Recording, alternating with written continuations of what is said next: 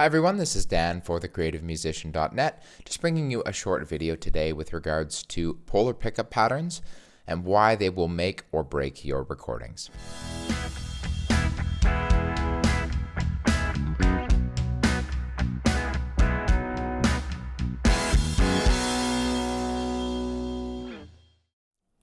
So getting started today, you might be wondering, well, what the heck is a pickup pattern and why does it really matter?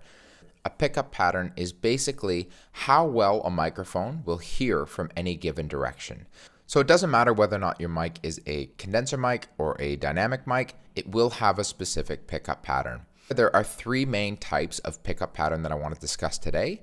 The first is cardioid, then we've got omnidirectional, and then last but not least, we've got a figure 8 polar pattern. So a cardioid pickup pattern is basically a microphone that will be most active from the front of the mic and will reject the most sound from the back. So a microphone with a cardioid pickup pattern is excellent for live use. This will reject the most sound from the back side of the microphone and also will help to eliminate a lot of feedback issues in a live setting. Within that same category, we have supercardioid and hypercardioid variations.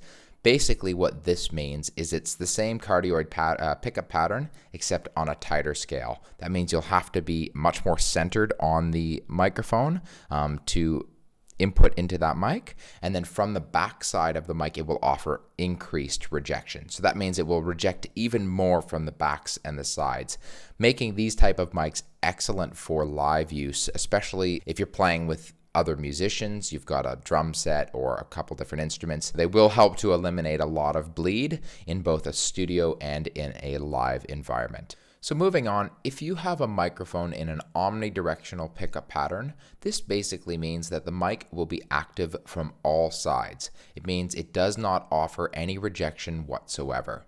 So this means regardless of where you are standing around this microphone, the mic will be equally active. So for this reason, it is very difficult to use an omnidirectional microphone in a live setting because you just end up with so much feedback and zero noise rejection whatsoever. So it's a very noisy microphone in the sense that it will pick up everything, all sound sources that are coming from any direction. So it is a very difficult mic to control, which is why an omnidirectional mic is usually found in a studio setting. So they're excellent for recording usually groups of instruments, be it an orchestra or a choir, if you're trying to capture the sound of a group of instruments at the same time. So whatever you're hearing in that room, any noises, any bleed will be picked up by these type of microphones. So good luck trying to use them in a live setting. It's just not really feasible.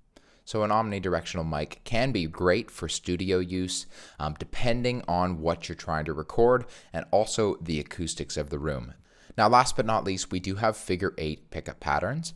It's basically exactly as it sounds.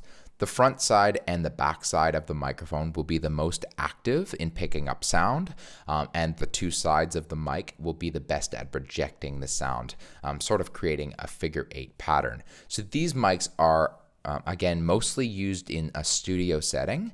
A mic with a figure 8 pickup pattern is great for recording usually 2 to 3 sound sources at a time. So for example, if you had an acoustic duo or you were recording 2 guitar players sitting across from one another, occasionally used for live use, mostly for example, drum overheads. So with all this being said, I'm sure you can understand now why each of these microphone pickup patterns will have a significant impact on your recordings. So for example, if you're trying to use an omnidirectional mic to record a single vocalist in a noisy room, you're going to end up with a really bad sounding recording. So some microphones that you'll see on the market today actually have switchable pickup patterns, and this basically means you can switch from cardioid to omni to figure 8, depending on obviously the microphone, but you will actually have some selection over what the pickup pattern of the mic is. So definitely worth noting, if you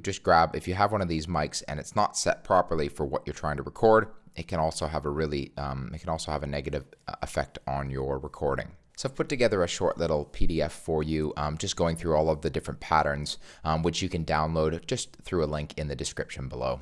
It's also important to remember it's okay to experiment with different mics, different pickup patterns, and in different environments. So don't be afraid to experiment and to try to use different mics in different settings, because you never know, you might end up with a really great sound by using a mic in a situation that you didn't expect. But also remember that each of these pickup patterns and every single microphone and its type will have an intended purpose and an intended use. So if you work within those rules, you can expect the best outcome. Well, I hope you found this video helpful today. I'm Dan for thecreativemusician.net. We'll see you once again.